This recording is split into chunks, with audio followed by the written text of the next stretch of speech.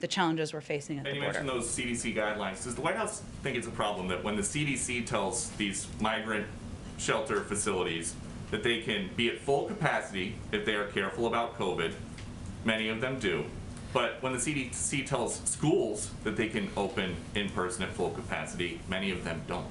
Is there a school in particular that you have as an example that didn't do that? Are most schools in this country at full capacity with in-person learning? Is there a specific school, though, that is not following the CDC guidelines of implementing the mitigation steps so they can reopen? I mean, the CDC is saying schools, you can be every school can be at full capacity.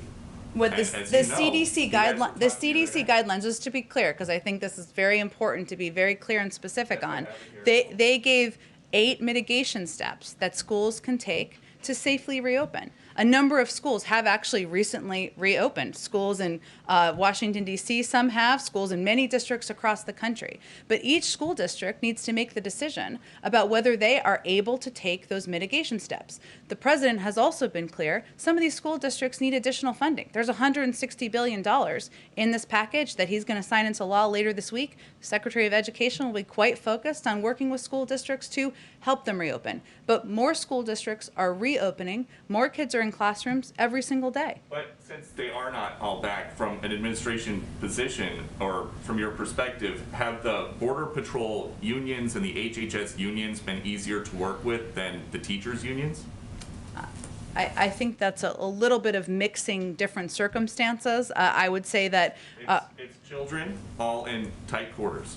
I mean, a classroom, but not quite. Not funny. Not quite. I would say that let's take a responsible approach to the two issues. Okay, one is schools reopening. There's been 8 mitigation steps that have been announced by the CDC to implement. Right.